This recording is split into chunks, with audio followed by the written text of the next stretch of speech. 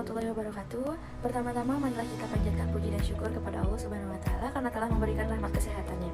Yang terhormat Ibu Sari Sukawati MPD, selaku dosen pengampu mata kuliah Bahasa Indonesia yang saya hormati dan teman-teman yang saya cintai dan saya banggakan. Adapun topik yang akan kami bahas adalah sejarah perkembangan Indonesia. Perkenalkan, nama saya Intan Nafisya yang akan bertugas sebagai moderator. Saya akan membimbing jalannya diskusi ini. Adapun anggota kelompok yaitu Widya Ivana Tanjung, Intan Nafisya, Salsabila Febriani Ardiani Putri, Carnimita Siti Zahrani, Salva Mutiara, Intan Aprilia Sofia, Sila Darmawan, Resti Adriani Putri, dan Marfa Alfira. Sedangkan rangkaian acara yang akan kita lewati adalah yang pertama berjudul Asal Mula Munculnya Bahasa Indonesia yang akan disampaikan oleh Marfa Alfira. Yang kedua, sejarah bahasa Indonesia yang akan disampaikan oleh Resti Adriani Putri. Yang ketiga, perkembangan bahasa Indonesia yang akan disampaikan oleh Sila Darmawan. Dan kesimpulan oleh Intan Aprilia.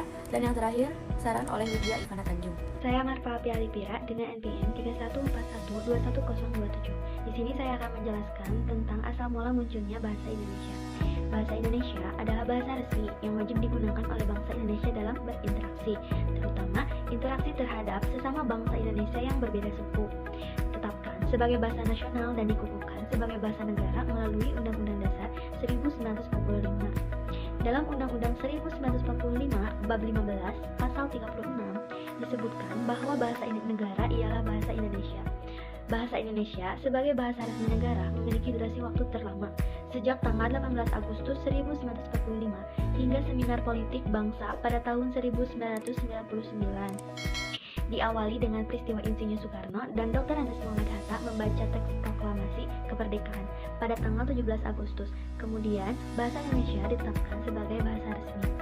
Materi yang kedua, sejarah bahasa Indonesia. Saya Resti Andriani Putri, NPM 314121026. Bahasa Indonesia berasal dari bahasa Melayu. Karena bahasa Indonesia tumbuh dan berkembang dari bahasa Melayu sejak zaman dulu sudah dipergunakan sebagai bahasa penghubung bukan hanya di Nusantara, melainkan hampir di seluruh Asia Tenggara. Hal inilah yang menjadikan bahasa Melayu sebagai asal-usul bahasa Indonesia. Yang kedua, bahasa ini banyak dipakai untuk penghubung antar suku karena bahasa Melayu mudah diterima oleh masyarakat Nusantara. Karena bahasa Melayu digunakan sebagai bahasa penghubung antar suku, antar pulau, antar pedagang, dan antar kerajaan. Yang ketiga, disebut sebagai bahasa perdagangan karena bahasa Melayu berakar kuat di kota-kota pelabuhan di sepanjang pesisir. Itulah sebabnya kenapa bahasa Melayu disebut bahasa perdagangan. Yang keempat, bahasa Melayu kemudian menyebar. Bahasa Melayu menyebar hingga ke pelosok Nusantara bersamaan dengan penyebaran agama Islam. Bahasa Melayu tidak dipakai pada zaman Sriwijaya, tetapi dipakai hingga saat ini.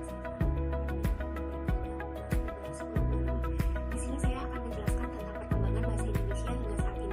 Bahasa Indonesia lahir pada tanggal 28 Oktober 1928. Pada saat itu, para pemuda dari berbagai pelosok Nusantara berkumpul dalam rapat dan berikrar. Yang pertama, kami putra dan putri Indonesia mengaku bertumpah darah yang satu tanah air Indonesia. Yang kedua, kami putra dan putri Indonesia mengaku berbangsa satu bangsa Indonesia. Yang ketiga, kami putra dan putri Indonesia mengaku menjunjung tinggi bahasa persatuan bangsa Indonesia. Ikrar para pemuda ini dikenal dengan nama Sumpah Pemuda. Unsur yang ketiga dari Sumpah Pemuda merupakan pernyataan tekad bahwa Indonesia merupakan bahasa persatuan bangsa Indonesia. Pada tahun 1982 itulah bahasa Indonesia ditetapkan sebagai bahasa nasional. Bahasa Indonesia sebagai bahasa negara ditandai dengan 1. Bahasa Indonesia sebagai bahasa persatuan ditandai Van of Wijnen dari Ejaan dan Kongres Indonesia 1. 2. Bahasa Indonesia sebagai bahasa negara ditandai dengan Pasal 36 Undang-Undang Dasar 1945 Kongres Indonesia 2. Praseminar Bahasa Politik Nasional pada 1974, Seminar Bahasa Politik Nasional pada 1975, Seminar Bahasa Politik pada 1999, Ejaan Suwandi pada 1947, dan Perbaikan Ejaan 1972. Fase bahasa Indonesia sebagai bahasa internasional ditandai dengan Kongres Internasional, Undang-Undang Nomor 24 Tahun 2009 dan Pusat Pengembangan Strategi dan Diplomasi Linguistik, Badan Pengembangan dan Pembinaan Bahasa.